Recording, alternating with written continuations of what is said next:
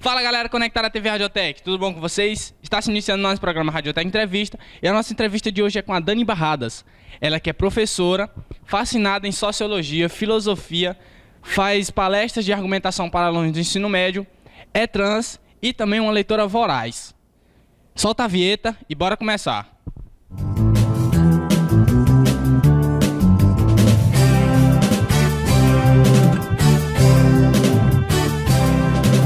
Estamos aqui com a Dani Barradas, ela que é professora, fascinada em filosofia, sociologia, literatura, faz palestras sobre argumentação para alunos do ensino médio, é uma leitora voraz, é trans e veio conversar um pouco com a gente.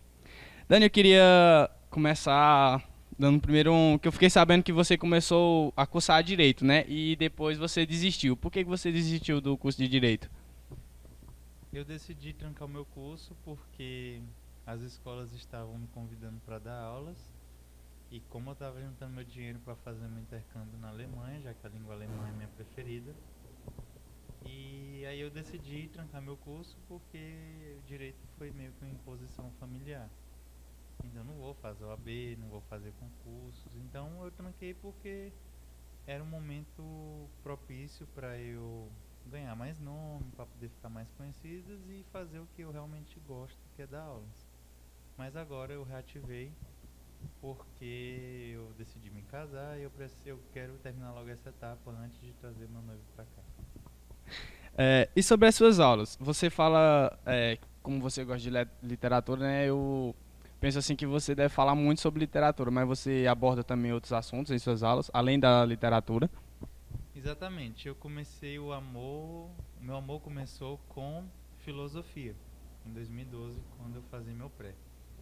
Mas aí depois, aos poucos, eu fui descobrindo o amor pela literatura e sobretudo literatura clássica.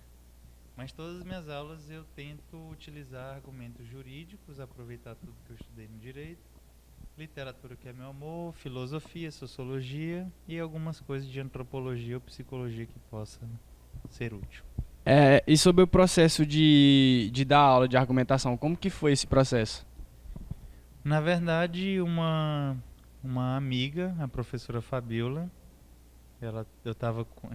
a gente foi para uma livraria e lá ela pediu para eu explicar a moral kantiana. Eu expliquei e ela gostou da minha didática e perguntou se eu não tinha vontade de dar aula. Na época eu era muito tímido, na época do Daniel. E ela dava aula em 15 escolas em Teresina, mais de 60 turmas, e começou a me colocar dentro das turmas para poder ver como eu me saía. Então, aos poucos, eu fui desenvolvendo a minha oratória, eu fui perdendo minha timidez. E quando as escolas começaram a me chamar para dar aula, eu coloquei o nome de argumentação, porque é basicamente o que eu faço. Não é redação, porque eu não corrijo e nem ensino estrutura. E também não chamo muito de atualidade, porque ficaria mais no outro espectro. Então eu dei o nome de argumentação. Nas escolas você ensina sobre argumentação para a redação. Como que você desenvolve esse conteúdo dentro da sala de aula? Eu pego os temas atuais, né? E dentro dessas temáticas que podem ser cobradas nos vestibulares, como eu falei, eu utilizo o repertório do direito, da filosofia, da sociologia, da literatura e dos livros que eu compro para poder dar um substrato mais elaborado para que os alunos possam escrever bons textos. E não tem como alguém escrever um bom texto se não tiver repertório, que é uma das exigências do Enem, repertório sociocultural. Agora, fugindo um pouquinho sobre esse tema, né? Eu fiquei curioso, assim, sobre o seu Instagram. Conta um pouco pra gente a história do seu Instagram, que até o nome é interessante, né? Só Shakespeare salva. Muitas pessoas me perguntam e, na verdade, eu não sei a partir de que momento eu comecei a ter essa obsessão pelo Shakespeare, mas o Shakespeare, a cada peça que eu leio e que eu tenho contato, ele consegue me ensinar algum aspecto da natureza humana. E por ensinar aspectos da natureza humana, a saber lidar com outras pessoas, a compreender até os nossos próprios dramas, eu acredito que isso possa te salvar. Então foi por causa disso que eu coloquei o nome de Só Shakespeare Salvo, porque mesmo que eu tente encontrar alguma obra que não tem um valor muito grande, mas sempre chega algum momento em alguma peça que eu vou ler e que tem um trecho que faz com que eu realmente perceba que ele é encantador. Ah, então tá entendido agora o porquê do Só Shakespeare Salvo. E assim, você recebe muitos haters no Instagram? Não, não. Até porque na verdade, eu por não fazer questão de ostentar meus posicionamentos, até porque eu coloco mais no meu Face, no meu Instagram, opinem, exatamente pro povo ficar se matando enquanto eu simplesmente fico assistindo de camarote. Mas de vez em quando, por exemplo, eu critico o Bolsonaro ou quando eu o apoio, geralmente quando eu defendo posicionamentos do Bolsonaro, aí aparecem muitas pessoas da esquerda pelo direct, tipo, escandalizadas como é que uma trans é capaz de defender posicionamentos do Bolsonaro. Só que também, quando eu critico o Bolsonaro, aparecem os de direita ou conservadores questionando aquele meu posicionamento. Então, como eu sempre digo, eu adoro ser a mística dos X-Men. E eu imagino que sua agenda deve ser muito lotada, né? Por ser professora, por dar palestra, assim. Como que anda a sua agenda? Eu digo meus alunos que eu estou só existindo, porque eu decidi reativar meu curso de Direito agora e realmente não sobra tempo mais para ler os livros que eu lia na época do curso de Direito. E mesmo que eu tenha reduzido o número de escolas do ano passado para cá, mas eu ainda continuo sem tempo. Mas eu pretendo, a partir do próximo ano, montar meu próprio cursinho e à medida que for dando certo, eu vou saindo de algumas escolas e focando mais no meu grande sonho, que é o cursinho. E conta pra gente como que surgiu a sua paixão pela leitura, desculpa. Soube que você possui cerca de quase 4.000 livros. O meu amor pela leitura surgiu quando eu decidi fazer vestibular para medicina na USP, na Unicamp. E tendo em vista as melhores redações da FUVEST que ela publica todo ano, eu sempre vi que as pessoas escreviam muito bem, que tinha um repertório filosófico de sociologia que eu nunca tive acesso. É que eu percebi que eu precisava desenvolver aquele poder argumentativo também vinculado a essas áreas. Foi quando eu decidi comprar muitos livros. E aos poucos eu fui comprando e fui descobrindo um amor que nunca existiu, que nunca havia existido. E aí meu interesse pela medicina, pela neurociência foi totalmente diminuído em detrimento do idioma alemão, da literatura, da filosofia, e aí não paro até hoje. Só comprando livros. Assim, e quais os seus principais autores ou autoras que você lê? Quais que você recomendaria para quem está nos assistindo? E qual o seu escritor favorito? Meu escritor favorito é óbvio que é William Shakespeare. E as obras básicas e os autores básicos que eu sempre indico, a primeira é A Morte de Ivan Ilitch, de um escritor russo chamado Lev Tolstói. Outro livro é de um jesuíta espanhol chamado Baltasar Gracián, que ele escreveu A Arte da Prudência. Aforismos sobre a Sabedoria da Vida, um livro fascinante do filósofo alemão Arthur Schopenhauer.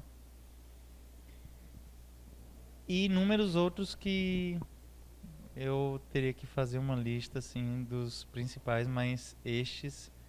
E obviamente a minha obra favorita de todas, que é A Tempestade do Shakespeare. Sobre seus planos futuros, o que você almeja ainda e até onde você pretende chegar?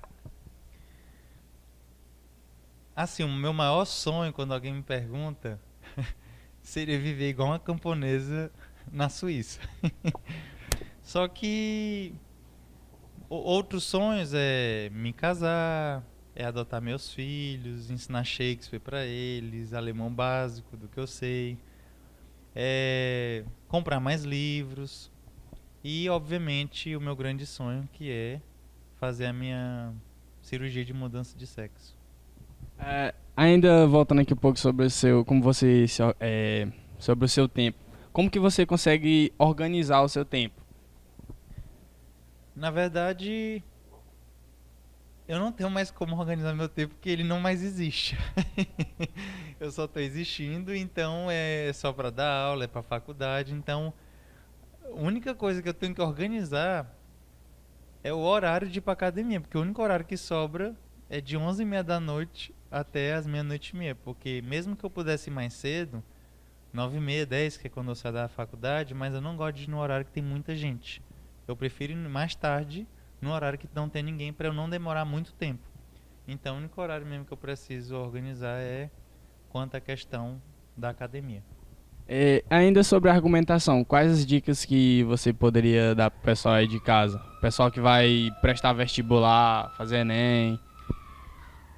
As dicas mais importantes que eu considero é sempre estar em contato com alguns livros da editora Globo que ela publica desde 2012, que é uma série intitulada Livro da Filosofia, Livro da Sociologia, Livro da Política, Livro da Literatura, porque como os alunos não precisam saber de forma aprofundada o que os filósofos e sociólogos defenderam, mas é interessante que eles saibam do básico para que possam fazer correlações com os temas que apareçam porventura nas redações.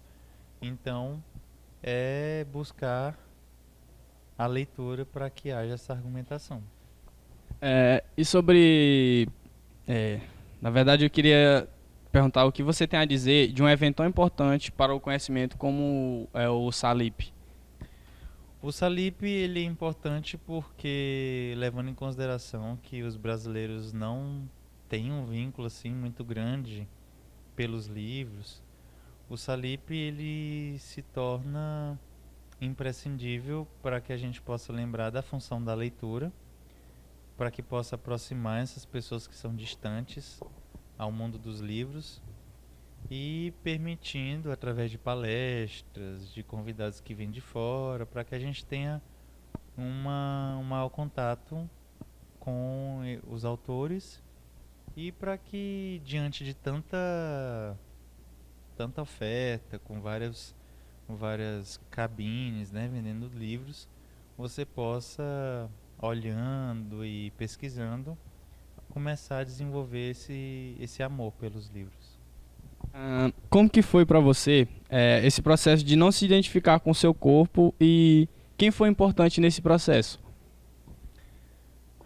Assim, a pessoa imprescindível para que eu pudesse ter coragem para me assumir foi meu professor de Direito Penal, Lucas Villa, porque na época que eu estava pior, na época que eu pensei que ia entrar em depressão ou fazer outros tipos de besteira, ele foi a pessoa que, depois de uma conversa, conseguiu clarear minhas ideias e me dar coragem para me assumir. Então, o processo de transição, ele demorou muito exatamente por falta de coragem de enfrentar a sociedade que é padronizada. Mas o Lucas, ele apareceu exatamente ali para poder me dar essa coragem. Ser trans, como você interpreta essa questão na sua vida? Por 30 anos, eu imaginei que ser trans fosse uma maldição. Só que depois que eu tive contato com um livro também, que eu indico para todo mundo, intitulado Ostra Feliz Não Faz Pérola, do Rubem Alves. Logo no primeiro texto, ele vai explicar que as ostras, elas só são capazes de produzir pérolas porque sofrem. Porque um grão de areia adentra lá a sua concha. E aí, depois de tanto tempo, é que eu passei a me perguntar, e se na verdade a transexualidade, no meu caso, ao invés de ser uma maldição, não fosse uma dádiva? Porque na verdade eu só tive essa preocupação de me enclausurar e de dedicar minha vida aos estudos por causa da transexualidade. Então é como eu sempre digo com o livro do Viktor Frankl, Em Busca de Sentido. A nossa vida é permeada de situações que nos causam sofrimento, mas depende da gente ressignificar aquilo que nos causa dor e transformar naquilo que poderia ter pontos positivos. E só depois de muito tempo que eu comecei a perceber os efeitos positivos de ter nascido numa condição totalmente fora do padrão, que porventura no início poderia ser uma questão a ser rechaçada, mas que agora eu começo a perceber os benefícios. Como que sua família se posicionou diante disso? Como qualquer família que criou um filho por 26 anos, é normal que quando eu me assuma eles sintam um estranhamento, porque eles vão ter que se acostumar com a ideia de que um homem morreu, no meu caso, e uma mulher está nascendo. Então não é fácil para qualquer família. Por isso que eu sempre digo que o grupo LGBT, ele sente uma necessidade de impor aquilo que eles são, como se todas as pessoas estivessem preparadas para lidar com aquilo, sendo que isso não é uma coisa fácil. Também as pessoas, quando se assumem, elas precisam dar um tempo para as outras pessoas. E isso foi muito bem demonstrado na novela da Globo, que tratou da transexualidade, porque a Ivana, quando ela se assume Ivan, ela obriga a mãe dela a aceitar que ela seja um homem de uma noite pro dia, só que é muito difícil porque ela foi criada como princesinha. Então você também precisa dar um tempo para as outras pessoas. Então, como qualquer família, aconteceu de forma estranha no início, mas eles sempre me apoiaram e esse é um dos pontos mais importantes da minha vida, que foi nunca ter sido deixado de lado. Sobre essa questão, acredito que deve haver muito preconceito, até mesmo pela sociedade que a gente tem hoje. Como que você lida com isso? Na verdade, eu sou um pouco um peixe fora d'água quanto a responder essa pergunta, porque os únicos espaços que eu frequento é a escola. E, por incrível que pareça, na escola eu nunca sofri nada. Nunca um aluno me desrespeitou. Então eu não posso servir de parâmetro para saber como é a sociedade, porque eu não saio à noite, eu não vou para bares, eu não vou para restaurante. Então, eu sei que isso existe, as pessoas olham de forma diferente, mas eu não consigo sentir essa discriminação, que eu sei que existe, mas quando ela surge, ou através de uma ofensa, ou através de um olhar diferente, eu tento aplicar aquilo que eu aprendi com o Victor Frankl, que é a ideia de ressignificar aquilo que teria todos os motivos do mundo para me fazer sofrer. E esse é o principal ensinamento do livro dele. Você poderia, antes de finalizar, você poderia citar uma frase ou uma obra que você mais gosta? A obra que eu mais gosto, como eu já citei, é a obra A Tempestade, de Shakespeare. E por que ela é minha favorita? Porque é a obra que ensina a empatia. O espírito Ariel, que é um espírito e portanto não tem capacidade de sentir o que o humano sente, ele é responsável por capturar os 3 rapazes que foram responsáveis pela usurpação do poder, que era de Próspero. E aí ele traz os 3 e chega para Próspero e diz que se Próspero tivesse contato com o sofrimento dos 3, ele ficaria constrangido. Só que o Próspero se assusta. Como é que um espírito tem capacidade de sentir o que os humanos estão sentindo, sendo que ele é um espírito? E por isso ele pergunta, é assim que pensas, espírito? E aí o Ariel dá a resposta, que para mim é um dos melhores trechos de Shakespeare da literatura mundial. O Ariel responde, Senhor, se eu fosse humano, de certo ficaria. E aí o Próspero, percebendo a capacidade de um espírito de não sentir o que o humano sente, mas sabendo se colocar no lugar de um humano, sentir ou imaginar qual seria esse sofrimento, o Próspero responde, olha Ariel, tu sendo apenas ar, conseguiu sentir o que eu como humano jamais consegui. Vai, liberta os 3, porque o perdão é mais importante do que a vingança. E aí essa é uma das poucas peças do Shakespeare que há o perdão e, de fato, ensina que aquilo que mais nós nos esquecemos, que é exatamente a ideia de se colocar no outro. Porque se você tivesse desenvolvido essa capacidade de se colocar no outro, no lugar do outro, você não teria um comprometimento de ferir as outras pessoas, ou sendo homofóbico, ou transfóbico, ou racista, ou tratando mal um deficiente físico, ou seja, pessoas gordinhas, ou pessoas feias, ou pessoas pobres, não existiria o bullying.